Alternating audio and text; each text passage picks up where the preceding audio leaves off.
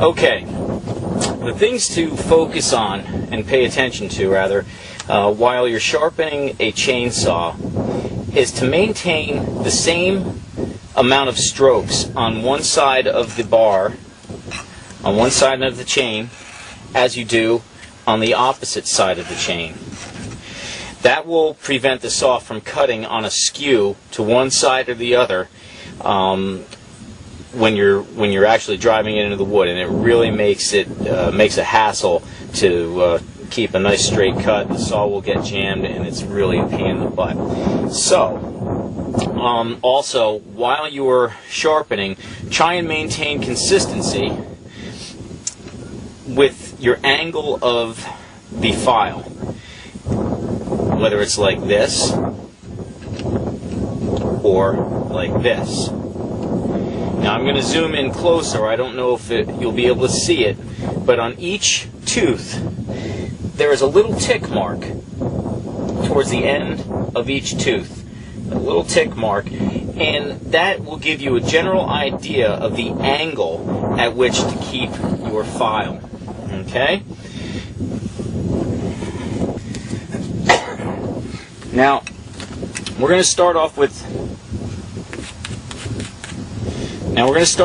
this tooth and this whole side of the bar. We're doing this one on the ground because this is the most difficult way to perform this sharpening, is on the ground. In the shop is much easier, but we're usually doing this out in the field. So anyway, grasping and keep your your file in a little holder like that as well. Grasping the end of the file, just proceed with light strokes. You don't have to put a lot of force into it. Now, you can feel a change as the stock from the tooth is removed. The filing will become somewhat easier and smoother. Now, I did five strokes on that one. 1, 2, 3, 4, 5, 6, 7, 8. Now I went to 8 on that because this tooth had a little chip taken out of the end. I don't know if you can see this one also. It's a little rounded off. This one is okay.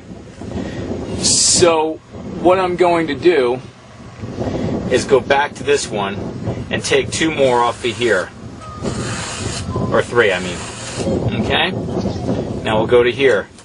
1, 2, 3, 4, 5, 6, 7, 8. Okay? And we just proceed down the same side. Whoops. 6, 7, 8. Okay? And now, occasionally you can tap out the filings out of the file itself, and tap out the filings just to keep the file clean, and then proceed on to the next one. And you can just keep going like this along one side. 3, 4, 5, 6, 7, 8.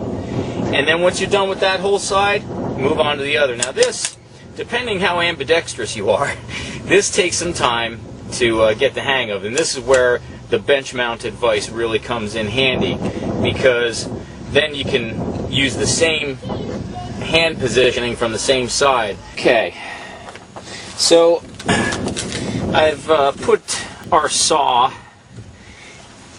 onto a piece of cardboard just because I'm working on a gravelly type of an area and I'm starting to get little holes in my knees.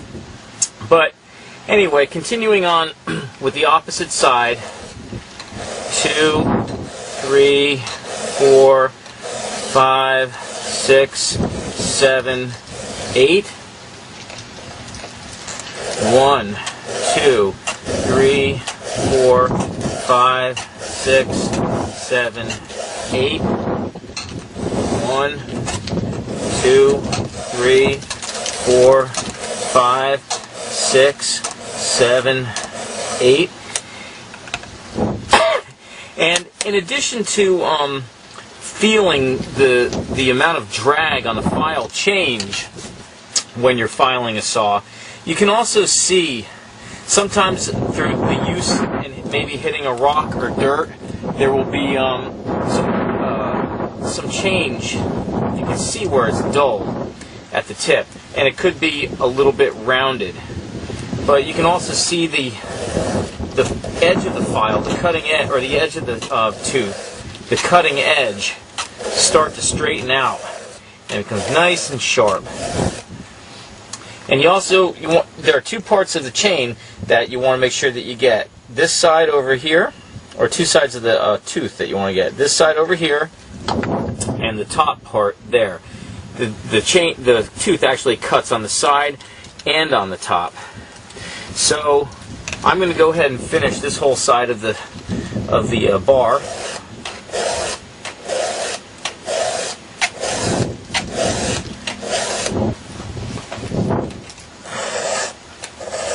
This one was really dull.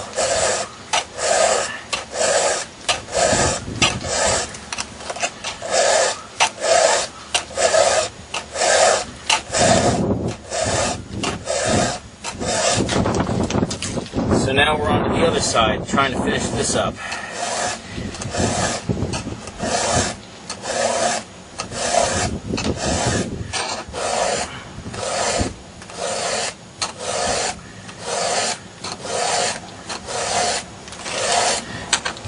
Try and pay attention to making use of the entire file and keeping it nice and straight as you're moving along.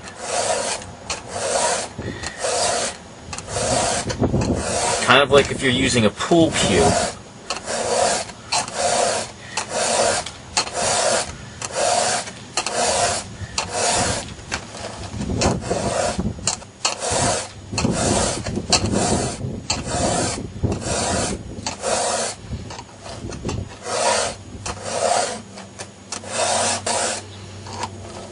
And this is the last one.